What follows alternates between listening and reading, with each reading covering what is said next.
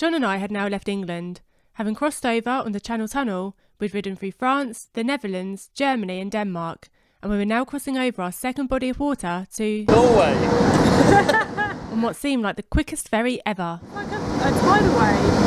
Proper churning it up. Have I done that? We got some cheese and ham toasties for dinner. Eager to explore the area, we jumped straight back on our bikes and we immediately began enjoying the fast open winding roads and Norwegian countryside.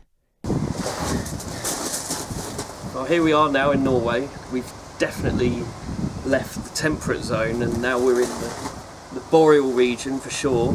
Literally as soon as we came across from Denmark, all of the oak and ash forest has now left us and we're in mixed conifer and mixed broadleaf forest, mainly birch and aspen, and then we'll soon find out what sort of conifers there are, but Norway spruce, Scots pine, so we're going to head further away from our port and then carry on up and have a wild camp.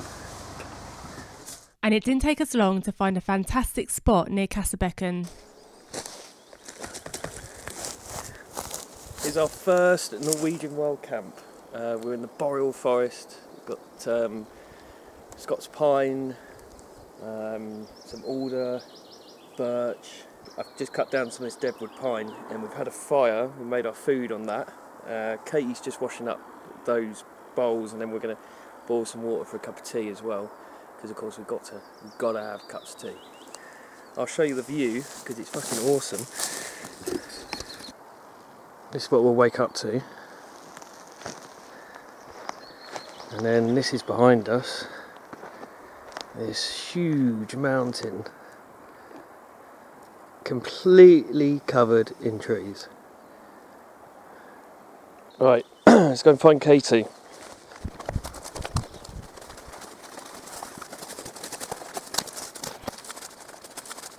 Really nice walk down here, isn't it? Yeah. I bet no one else has got that to their dishwasher. What, Katie? The following morning we stopped off at a cute little Viking village and not long after stopped again for some snacks in a lay-by on a hairpin bend. On the menu today we had some tomatoes and eggs were taken from our breakfast back in Hirtshals and a good old flask of tea made up that morning before leaving our wild camping spot. Back on the bikes we headed towards Hovden, but it wasn't long until we had to stop again.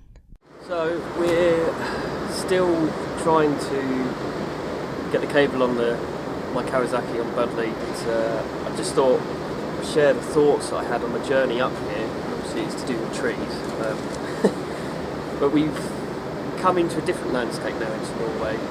This is our second day here.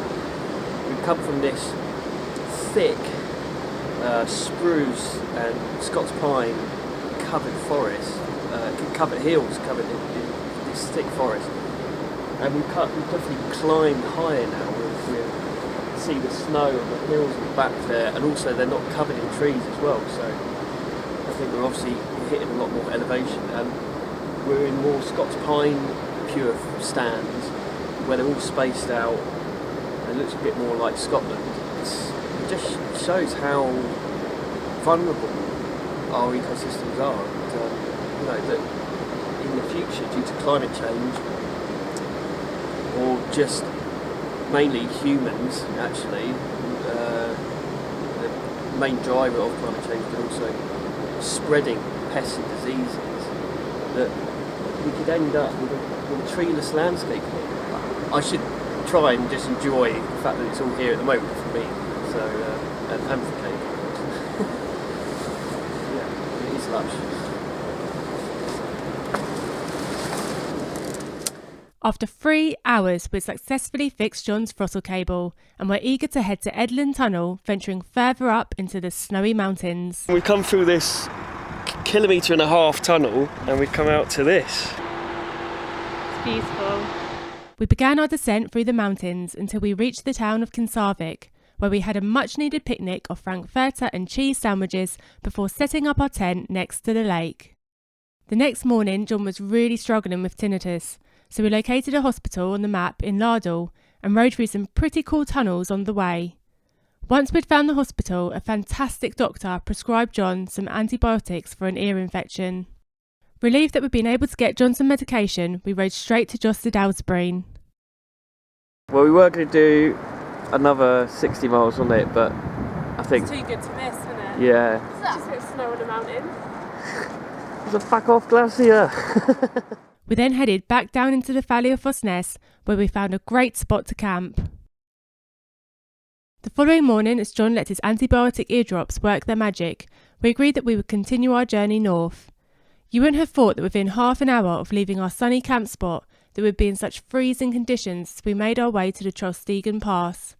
We managed to capture a brief moment of blue sky before entering thick fog as we climbed our way to the top of the mountain. We said hi to the troll, I grabbed myself a new sticker for Monster, and then we began our journey to the Atlantic Ocean Road. I was very excited to go here after doing some research online before leaving for our trip, but the reality of the glammed up island hopping mission turned out to be, well, pretty dull.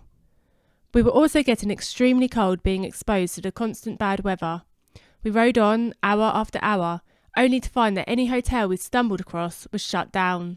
We ended up having, staying in sort of a lay-by type bit, didn't we? I think we literally rode past every campsite and then got to a section up here that has just miles of nothing. We did find a lovely spot in the end, didn't we?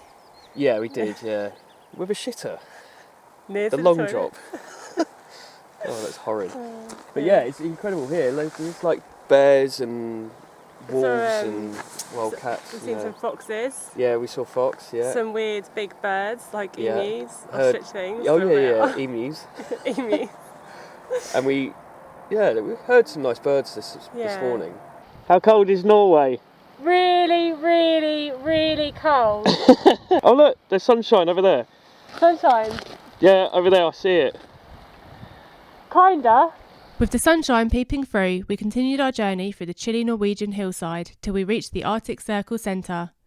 Greeted by yet more fog, it turned out to be another small disappointment, so we grabbed what seemed like the most expensive hot dog ever and then hit the road once again, heading to Bodo port to catch a ferry to the Lofoten Islands.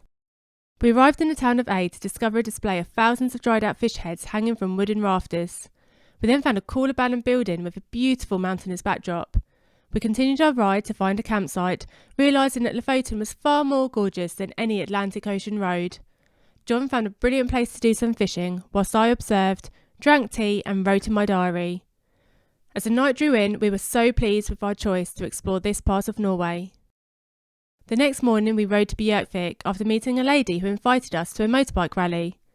John admired the Harleys, whilst I admired the BMWs, and we met some fun people who we sat up with until the early hours of the morning.